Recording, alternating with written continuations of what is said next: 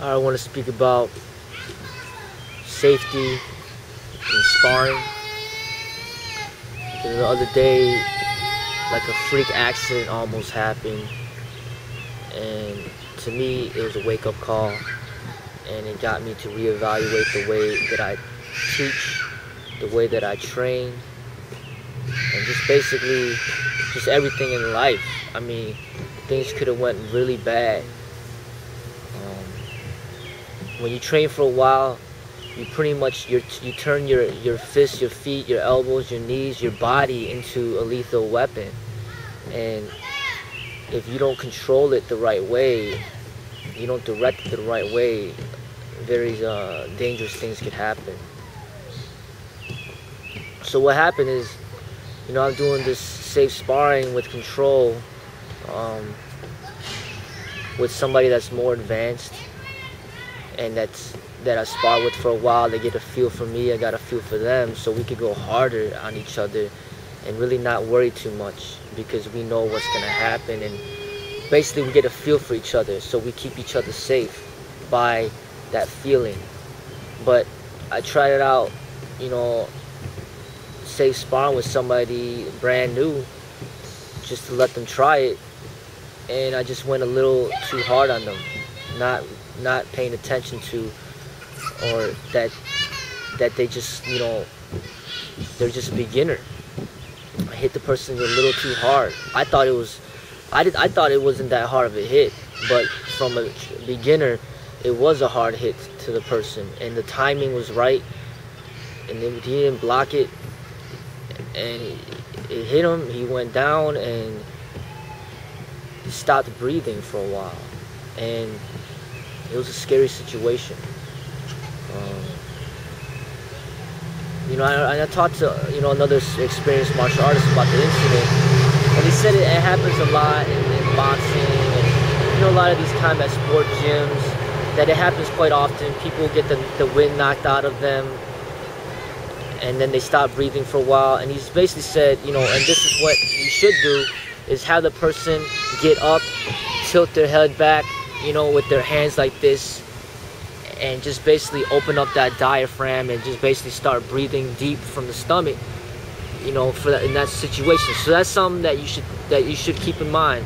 If you train with somebody, or that's something that happens to you, where you get the wind knocked out of you, to basically get up and open up that airway, tilt your head back like this, and put your head back and just start breathing to get that airway in there.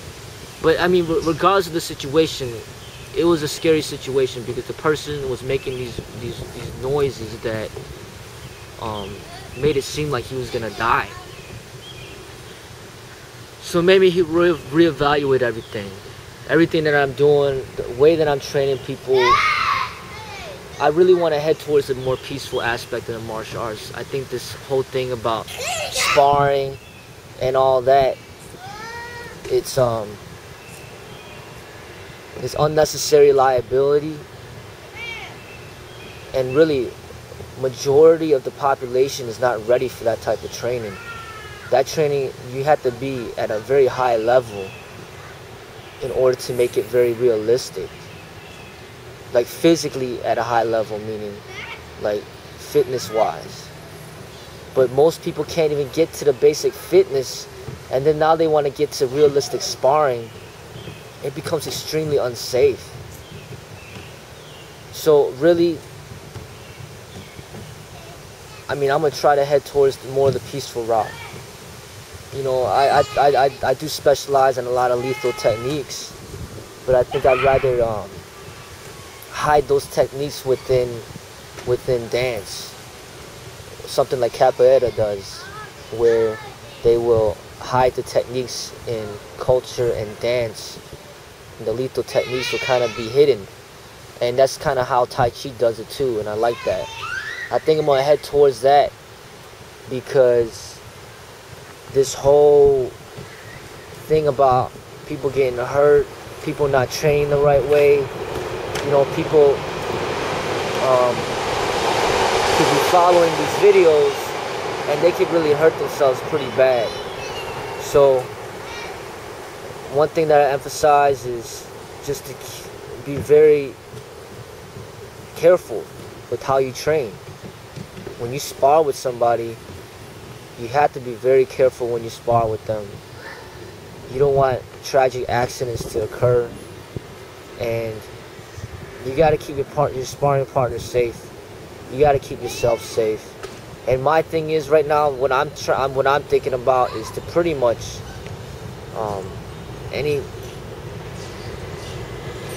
when you spar with somebody from another martial arts school, you gotta be very careful, because when ego gets involved, a person wants to try to prove that if they're better than you and everything, it can very easily turn into a real fight, and a real fight is not pretty.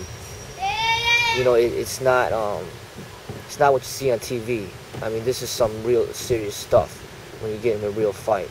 So what I recommend is to always try to head towards the peaceful route, and to just be careful when you spar.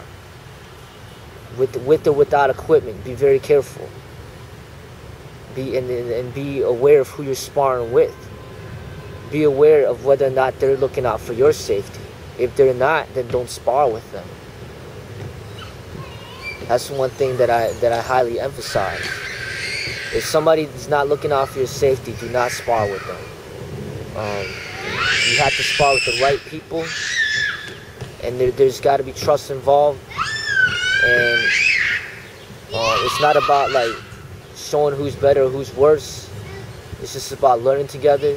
It's not about embarrassing each other, things like that. It's about learning together and in a safe way. And if you can't find somebody to do that with you, then just keep training on your own. Utilize the punching bag. Utilize that bob thing. You know, just shadow box. Do it in a peaceful, healthy way, away from all this competition, all this ego, all this other stuff. That's one thing that I don't like about trying to promote this art, is that I got to put myself out there like that. And unfortunately, accidents can happen. So just be very aware. Alright, so this is kind of like a safety video about training safe in the martial arts.